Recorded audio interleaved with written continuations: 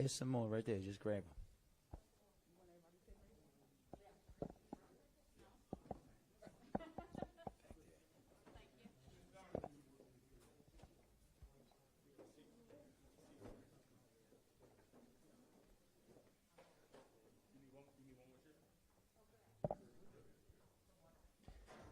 Pastor Lance, you know he's used to standing up.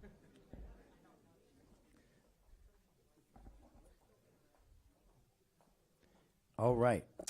Good afternoon, everyone, and thank you all for joining us today for a very, very, very important announcement. Before I begin, I want to recognize our partners who are here with us today.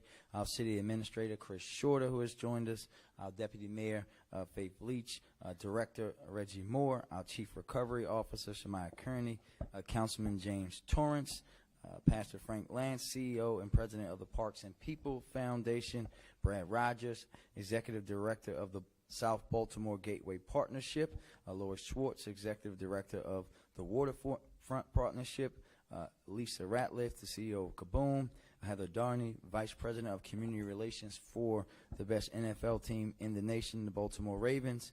I know that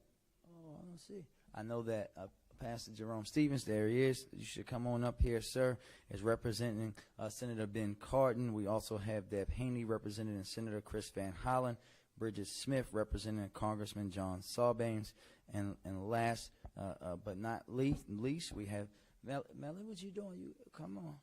Representing the fabulous community here in South Baltimore, and Mark Washington, one of our outstanding community leaders who joins us here from all the way from Northeast Baltimore. Mark, I'm impressed that you are here with us in Curtis Bay.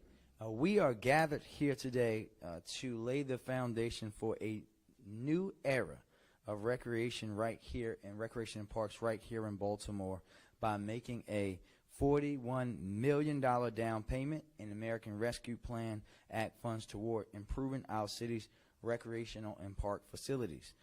This means nearly $10 million, $9.9 million for improvement to city pools, $20 million for city rec center renovation, $5 million for improvements to playgrounds, $1 million for trail enhancements in public parks, and over $2 million for athletic courts improvements here in Baltimore.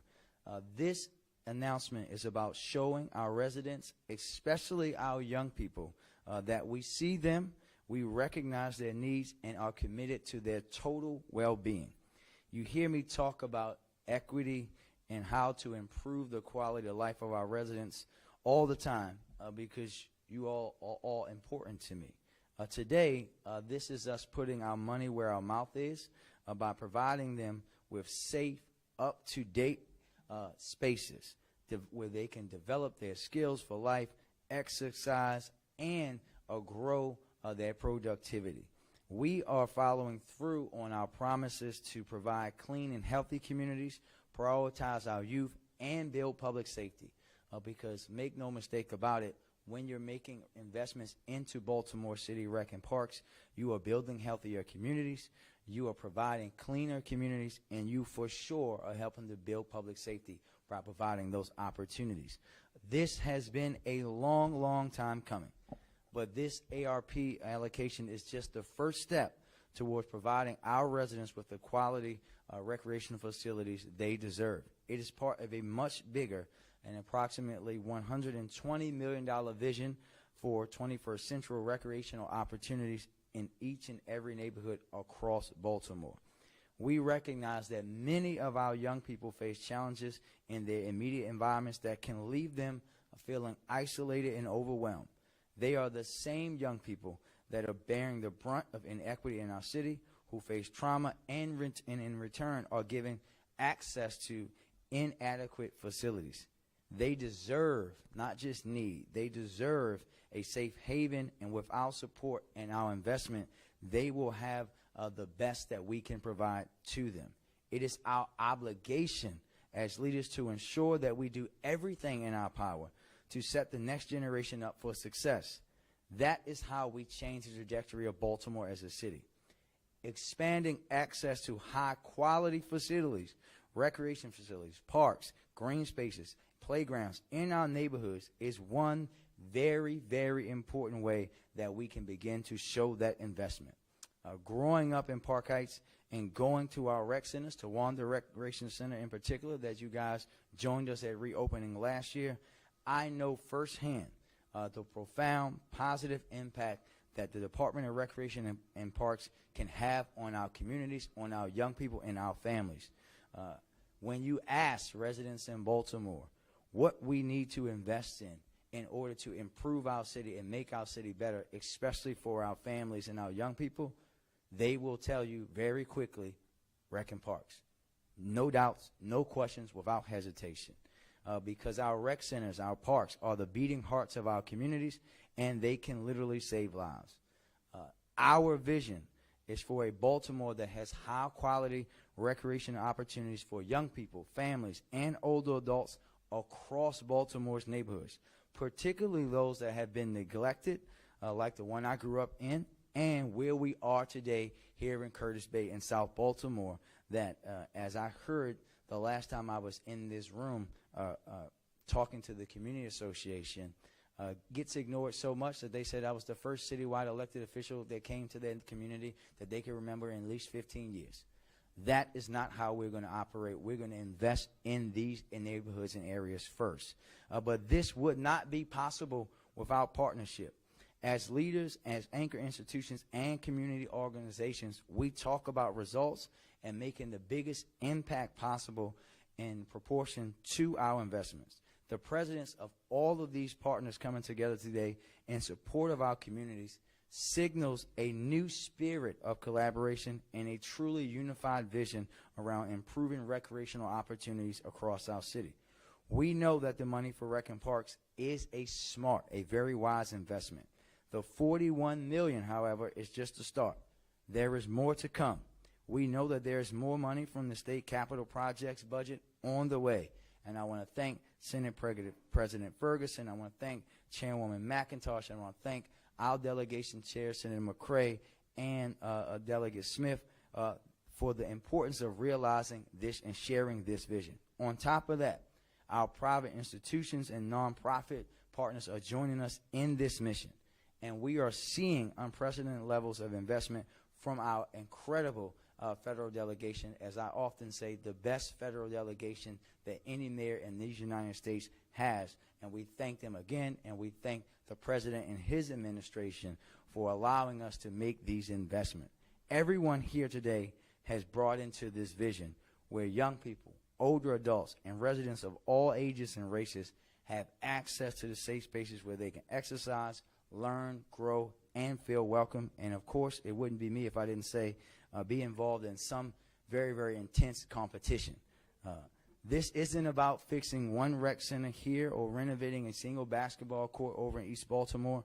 This is about being ambitious and setting a new course for our city's future, a course that I am committed to seeing through completion, because we can make these massive changes by making this kind of massive investment into something that we know has helped so many Baltimoreans, not just me, so many more young people who have came through the doors of rec and parks, who played on our fields, who played on our playgrounds, who are now living very productive lives because they had that opportunity. It's now up to us to provide that opportunity in 21st century facilities to this new generation. Now I'd like to turn it over to Director Reggie Moore for more information. Mr. Director?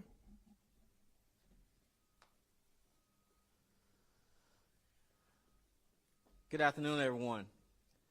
I mean, that's wild, right? That. I mean, it seem like we're somber here. This is big news, right? This is a handshake. This is a clap. I want to start by first thanking you, Mayor Scott, for your continued support of recreation. I totally agree that today is a down payment of years of disinvestment in Baltimore City recreation and parks. But Mayor Scott has been committed to the agenda's overall vision of moving recreation to the 21st century. So again, sir, I say thank you. We also have here some other elected officials I want to acknowledge as well. There's Councilman Torrance is with us today. Thank you. And all of our representatives that's representing either the state delegations or our federal government, again, thank you for being here. but our partners. Thank you to all our partners that are here today. Because when you start creating a vision, you start talking as an agency, you realize that you can do a whole lot more together.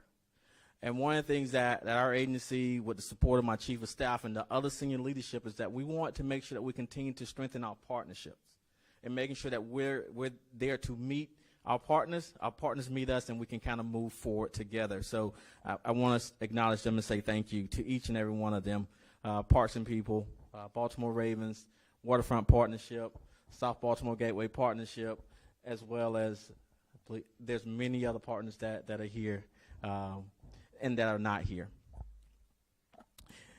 Over the last 2 years, Baltimore City Rec and Park has been focused on implementing our Rec 2025 plan, which focuses on our culture, our community, our work, our spaces.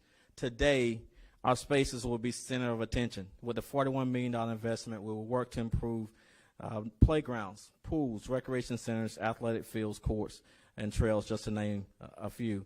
But also, as I kind of hit on about our partners, but I just want to highlight again some of the creative opportunities that we've been able to create with our partners, like the relationships that we've been able to develop with Parks and People in the renovation of the Henrietta Lacks Park. Or you think of the waterfront partnerships, and last year we cut the ribbon at the harbor, by far one of the best parks, not just in Baltimore, but in the Southeast.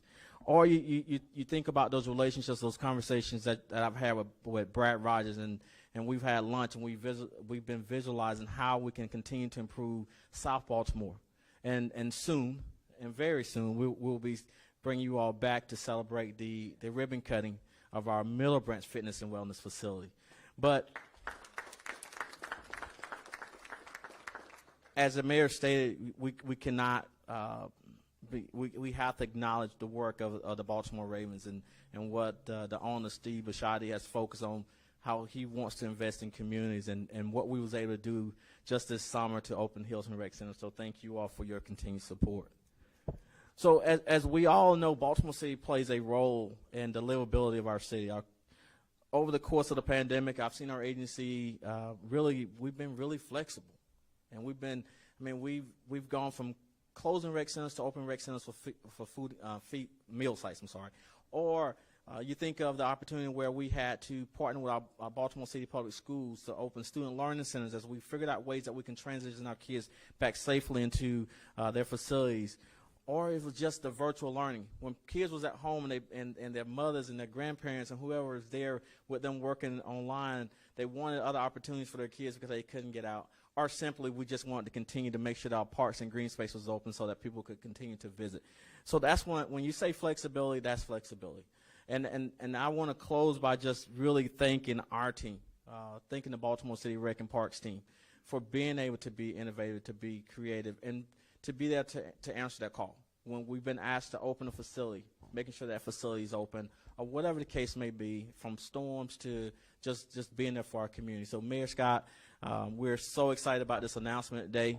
We cannot wait till we get our first shovel in the ground, which I hope will be real soon, so that we can continue to invest in our communities and stay to our commitment. So again, thank you for allowing me to be here. Thank you, Mr. Director, and thank you for your wonderful and steadfast leadership in leading the department in a new way, in a way that focuses really on providing the best programming, but also being unafraid to say what hasn't really been said before, is that in order to do that, we need the investments and we need the facilities. We're now going to hear from the two most important voices that we'll hear from today, our representation from our community. We'll hear first from Melanie Thompson, followed by Mark Washington. Melanie? Good afternoon, everyone. I'm Melanie Thomas. I'm representing the Curtis Bay Community Association and also the South Baltimore Community Land Trust.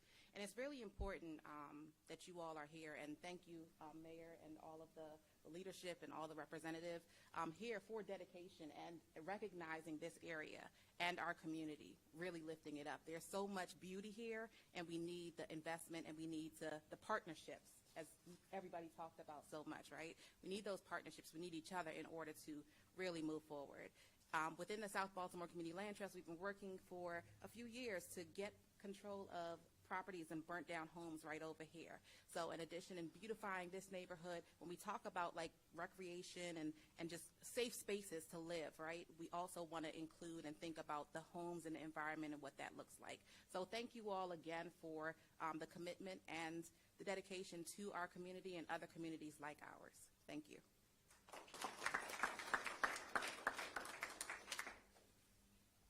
Thank you all for being here today. First, I want to thank the mayor and his great team and Director Moore of Rec and Parks for just the exemplary work that they do. I am going to surprise the mayor, and I'm going to keep my remarks brief. I do hope we realize how historic of an investment this is, not only in communities, but in the people of Baltimore. There, but for the grace of God and those who have traveled before me in supporting the rec centers, I would probably not be here today. Had it not been for those who stood tough and stood tall with me at Chick Webb. I cannot begin to overstate how important this is. Let us not diminish this day. Let us remember this day for the historic, momentous occasion it is. Thank you.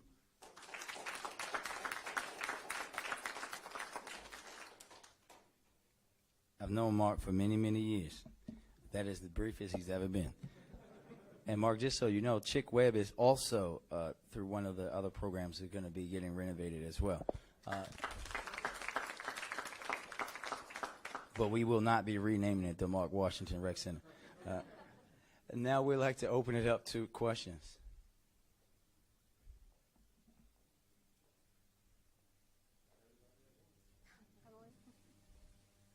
Ma'am? Nobody? You closer, so go ahead. I don't know if anybody else has any questions. Mayor Scott, I wanted to talk to you about schools, and I know that Parks and Rec, education, schools, all hand in hand. So you don't want to talk about Rex? We do. Okay. We're here to talk about this. I get that. The last time you and I spoke, we talked about education and the link between education and crime, and you talked about funding. I wanted to get your take a little bit more on that because we know that school funding, Thornton put more money in. We know Kerwin is coming to bring more money into the education system. Can you explain one example how providing more money to the school system will actually improve outcomes for students given what we know of the student success rate and how many students are graduating unprepared? So again, I think this is a question that the best way to answer this simple question is very simply. When you think about Thornton, and the reason why we have Kerwin is because Thornton was never fully funded. So that's a history lesson for you because I know you are not originally from Baltimore. But you cannot again think that this is going to be a response where you're going to just say, oh, if you give them more money, it won't have a difference. When you think about it like this, we went, Mackenzie, from the time I was born until the time I was 29 years old and on the city council without building or renovating schools in Baltimore. Not at one. In the time since then, we have built new or renovated more schools than any city across the country. But that disinvestment, right? If you've never, like I've had to, go to a classroom where the windows didn't go up or down, if you've never had to not be able to use the bathroom or the toilet paper or not have a door in the stall, if you've never had to deal with the things that students have to in our school buildings, because once again, for by and large, the wealthiest state in the wealthiest country in the history of the world disinvested in our school system in Prince George's County and others more than anywhere else. And if you think that that's not tied to the race of those folks, you will be sadly mistaken. When you invest more money, when you go back, and my challenge to you as an investigative reporter is to go and look at the outcomes for those young people at those 21st century school buildings that they now have. Look at the information. Look at how many young people graduate from our city high schools every year and go on to college and then come back home. That's the kind of information that we have to know. When you put money into our young people, it matters. It helps them each and every day. Thank you. I have one more question. Yeah, go ahead. When it comes to the violence in schools, we talked about that as well. We know that from 2008 to 2018, the reported number of students who were arrested in the in Baltimore City Public Schools dropped by 98%. We've had some whistleblowers come through and say that that's because command staff told them to stop arresting and just release students to their parents instead. Have you been made aware of any sort of reporting techniques? So what I would tell you is that violence in schools, what has changed there is that our school system is thinking about this in its entirety, right? What we do know is that our school police officers are wonderful. They're trained well. They have a much better relationship with our young people than most police officers do.